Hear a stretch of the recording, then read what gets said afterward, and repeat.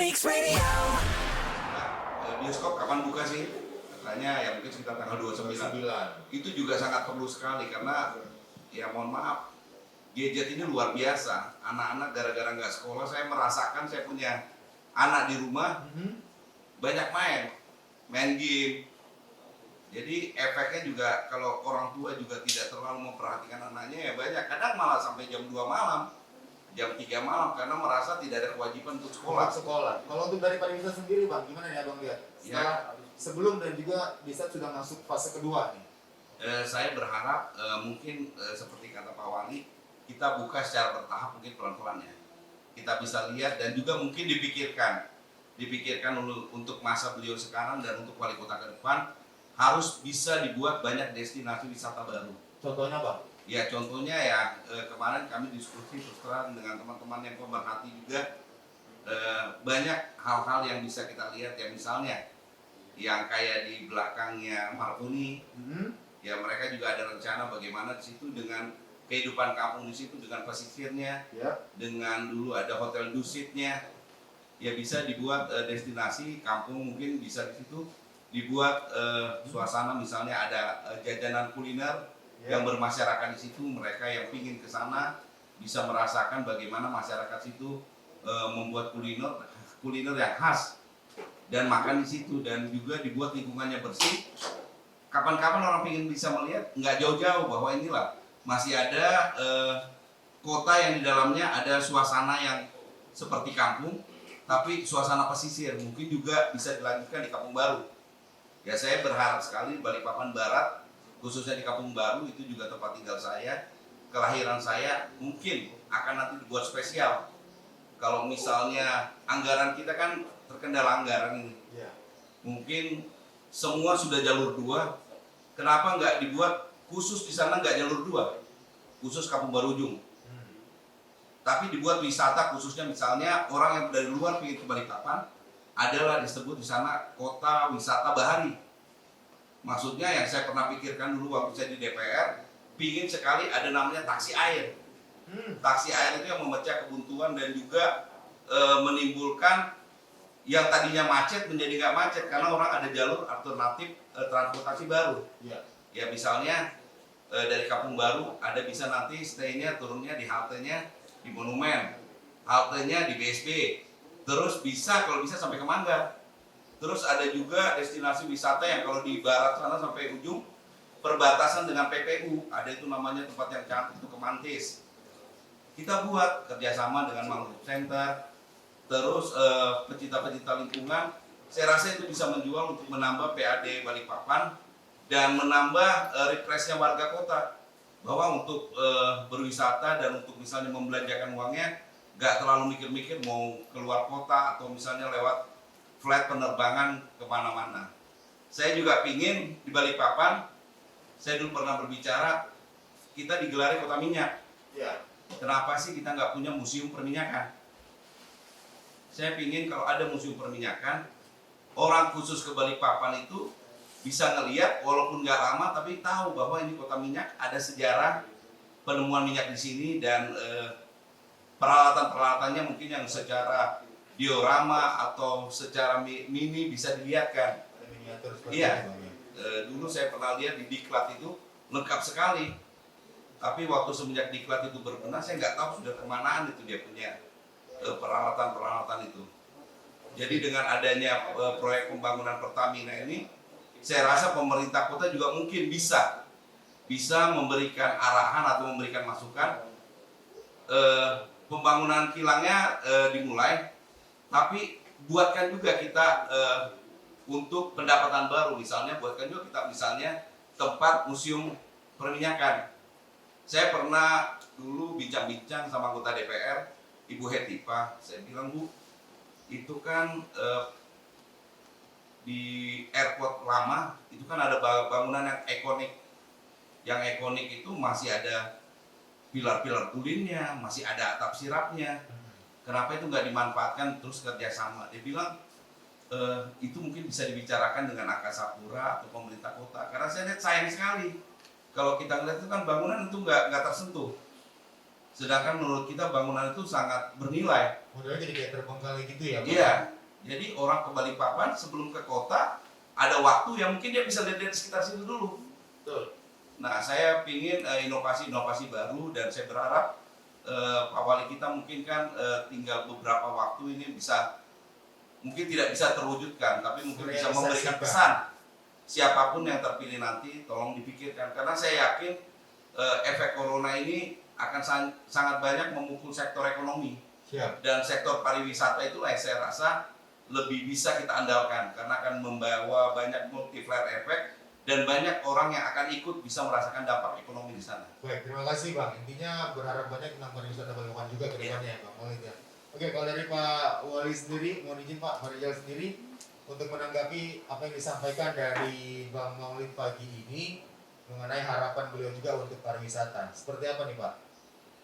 Ya kan seperti saya katakan, memang sektor pariwisata itu kalau di saat normal sangat primadona begitu di seluruh dunia seperti itu. Jadi apa yang disampaikan oleh Bang Maulid tadi ya saya kira baik saya dan sangat baik. Tentu nanti kita beri masukan kepada pengganti saya begitu wali kota baru untuk ini sektor ini mendapatkan perhatian lebih besar lagi di masa-masa mendatang karena dia mampu menggerek perekonomian kita untuk bangkit kembali gitu. Walaupun di saat sekarang memang masih sulit gitu, karena sektor pariwisata ini sektor yang mendatangkan orang banyak, sementara penanganan pandemi selalu menghindari orang banyak gitu. Itu yang masih sehingga mungkin ada beberapa sektor lain yang bisa dikembangkan, yang misalnya kan sektor pariwisata itu kan bagian dari ekonomi kreatif juga. Ekonomi kreatif itu kan ada beberapa subsektornya yang bisa dikembangkan walaupun di masa pandemi ya, game, kemudian banyak hal yang bisa dikembangkan melalui daring, melalui online begitu ya, kuliner dan sebagainya. Itu masih tetap bisa dibangkitkan. Tadi kan kata pemudik orang ramai belajar masak, belajar banyak di rumah, sehingga ini juga membuka hal baru. Saya kira sektor pariwisata memang kalau nanti normal itu memang sektor yang harus dipacu karena di seluruh dunia orang mengandalkan sektor pariwisata. Apalagi kota Balikpapan juga Pak ya. Oke Pak, berikutnya sebelum kita break Pak, satu pertanyaan lagi untuk UKM di kota Balikpapan nih Pak. Karena kan kita lihat sempat down nih karena juga adanya COVID-19. Kalau pemberdayaan dari pemerintah seperti apa sih Pak? Sedikit saja Pak. Ya ini kan yang di COVID ini semua sektor kena termasuk UMKM. Dulu kan waktu resesi yang besar itu sektor UMKM menyelamatkan perekonomian nasional.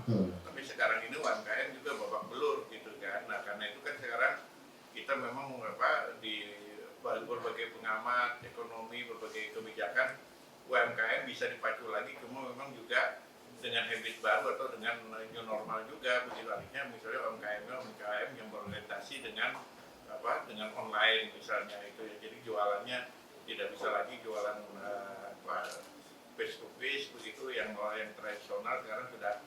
Nah itu yang akan kita lakukan pelatihan secara masif menggunakan teknologi IT ini supaya UMKM kita bisa bangkit kembali begitu. Ini yang harus kita pacu, itu sudah disadari betul, program nasional juga arahnya ke sana begitu.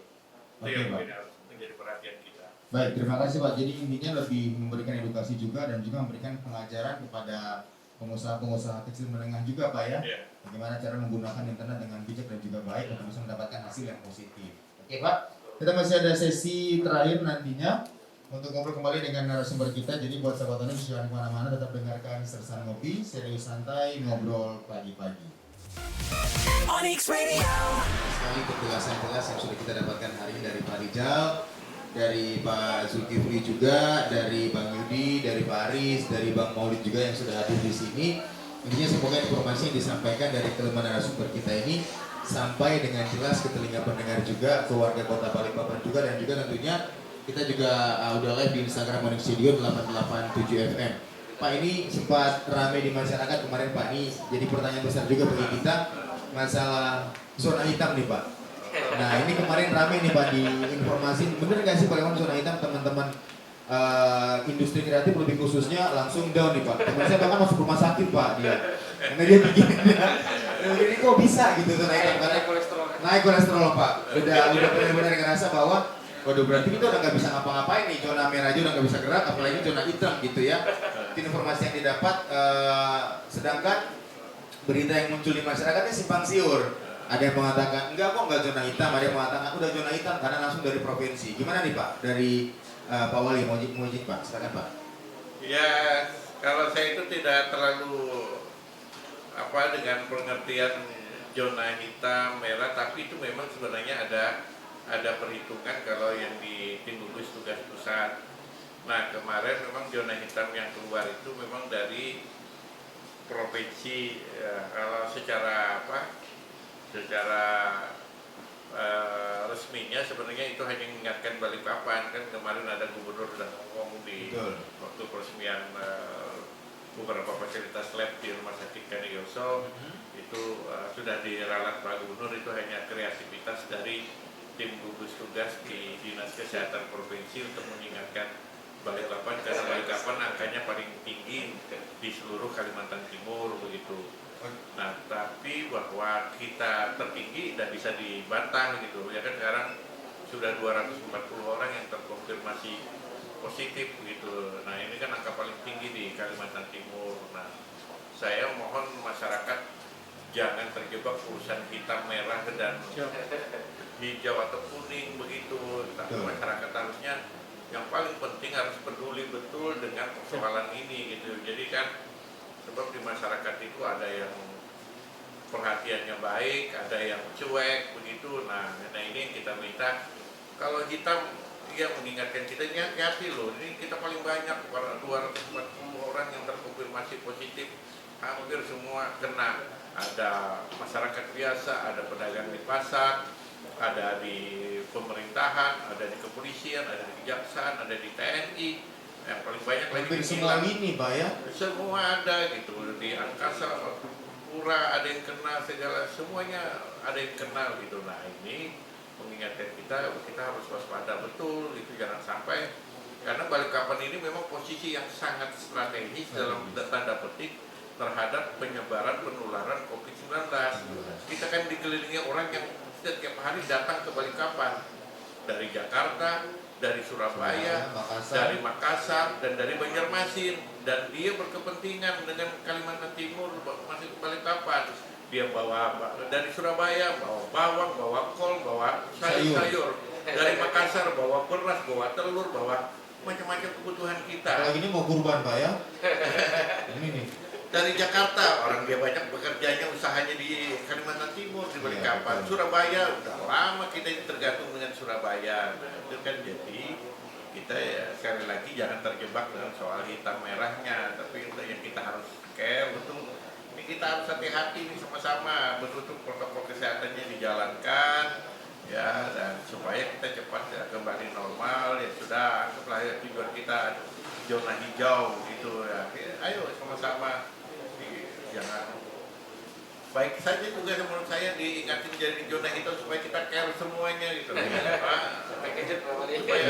Soalnya banyak yang kaget juga kan Pak jadinya Pak ini, jadi berarti karena kreativitas saja ini ya dibikin hitam gitu ya. Sebenarnya sih kita nggak terlalu mikirin Pak, yang ngerindang ini yang mikirin Pak, yang bikin hitam Pak. Acaranya kan selesai ngopi itu kan hitam. Ya soalnya jadi sekali lagi jangan seperti beliau sampaikan, jangan terpaku dengan warna hitam, merah, biru ataupun itu, yang jelas kita sama-sama menjalankan protokol kesehatan untuk kebaikan kita bersama. Oke, selanjutnya nih Pak, untuk melihat fase kedua lagi tema kita untuk hari ini juga, fase ketiga, keempat dan juga kelima, semoga cepat bisa terlaksana. Teman-teman yang melaksanakan kegiatan di luar rumah, teman-teman melaksanakan event di bidang jasa pun Pak Aris dan juga Bang Yudi, melihat masyarakat saat ini juga, semoga harapan kita semua sama ya, cepat selesai pandemi ini juga. Ya, selanjutnya untuk pertanyaan terakhir nih Pak, sebelum kita closing, sebenarnya 1 jam nggak cukup sih Pak buat kita ngobrol-ngobrol ya. Banyak sekali orang bahkan nitipin saya pertanyaan, saya bilang jangan nitip pertanyaan, nitip duit saya. Kita mah butuhnya duit jadinya ya.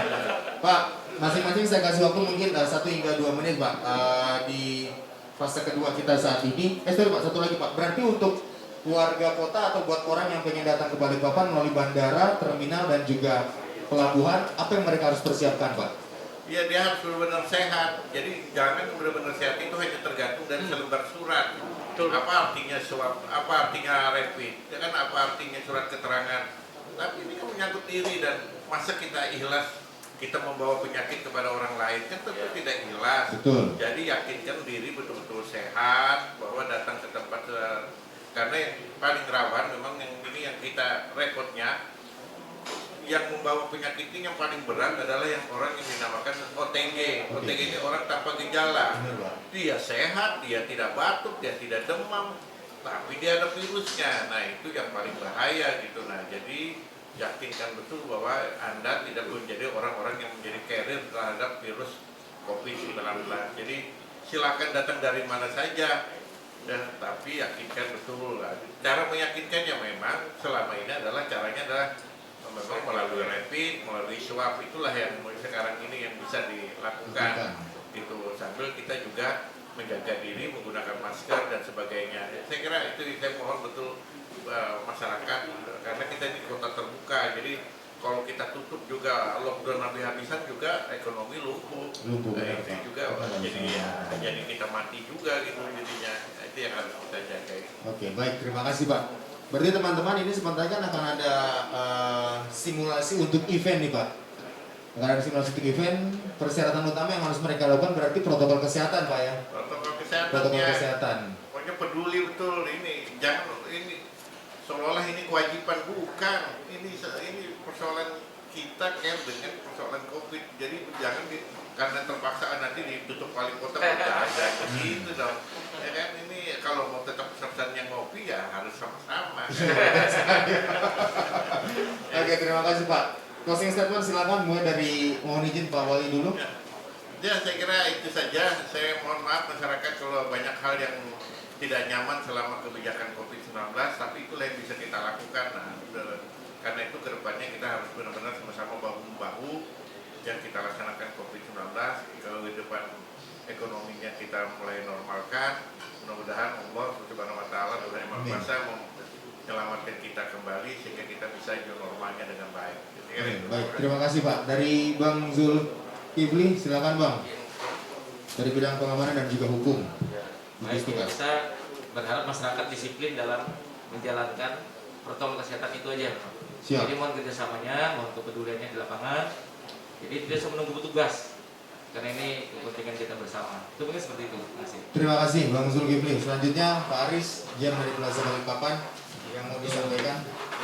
Untuk para pengunjung ke mall, ke teman-teman mall di sini akan konsisten untuk melaksanakan protokol kesehatan dalam hal ini wajib pakai masker, kemudian pengukuran suhu dan yang sanitizer sudah kita siapkan semua. Dan kita harapkan pengunjung bisa mengikuti regulasi itu supaya demi kebaikan kita semua. Dan tiap kali ada pengukuran suhu yang melebihi dari ketentuan dari dinas kesehatan, kami harapkan kami akan secara persuasif untuk tidak masuk ke mall. Oke, baik, terima kasih Pak Aris. Selanjutnya Bang Yudi, silakan dari Iwok Penta BSD. Oke, terima kasih. Koordinasi yang dilakukan sama kita selaku di lapangan ya, pelaksana berat ekonomi ya, dengan gugus tugas itu sudah cukup bagus. Step-step yang dilakukan juga sudah sangat bagus menurut kita ya, kalau dibanding dengan kota lain di mana mallnya dibuka kemudian ditutup lagi. Kalau di sini mas sudah stepnya bagus banget ya. Saya rasa kita harapkan ke depan dengan fase-fase yang memang dibahas sebelum kita melakukannya itu saya rasa bisa memberi dampak yang bagus ya. Kita tunggu fase selanjutnya, kemudian akan kelihatan tumbuh karena kalau lihat grafik kemarin ya, baik itu peningkatan customer dan peningkatan transaksi yang terjadi di mall itu dari Maret turun, kemudian di April anjlok sekali, Mei masih tetap sama, Juni udah mulai kelihatan. Kita berharap di Juli ini udah bisa kembali sama seperti di Maret. Harapan kita seperti itu, jadi pendengar warga masyarakat Balikpapan tetap stay health, tetap ikuti protokol dan ya, kita sama-sama produktif. Baik, terima kasih Bang. Terakhir dari Bang Maulid selaku pemerhati kota. 09 silakan Bang. Ya, kita berharap tetap satu komando, percaya sama pemerintah dan percaya diri, bangun terus rasa optimis karena saya rasa rasa optimis itu meningkatkan imun kita, Siap. berpikiran positif dengan apa yang dilakukan semua, patuhi semua protokol kesehatan karena saya yakin kita berniat kita tidak mau kita ini sakit, apalagi kita menularkan ke orang lain. Betul. Tetap optimis dan yakin tidak ada yang tidak bisa kita lewati, bahwa semua penyakit pasti ada obatnya. Pasti ada obatnya. Insya Allah. Aku yakin berarti Bang ya. Iya. Terima kasih Bang Maulid, Bang Yudi, Pak Aris terima kasih, Pak Wali terima kasih untuk waktunya, Bang Zul juga terima kasih, selamat bertugas kembali. Semoga apa yang disampaikan hari ini sampai dengan benar dan jelas ke masyarakat juga, dan harapan kita COVID segera berakhir. Dan juga buat sahabat Onyx, jangan lupa dengerin Sersan Ngopi setiap hari Rabu jam 9 pagi di Onyx Studio 8857 FM Inspiring Your Life. Saya Regi Dinata pamit, selamat pagi, thanks for listening to Onyx Radio and be inspired. Yuk, siap. Onyx Radio.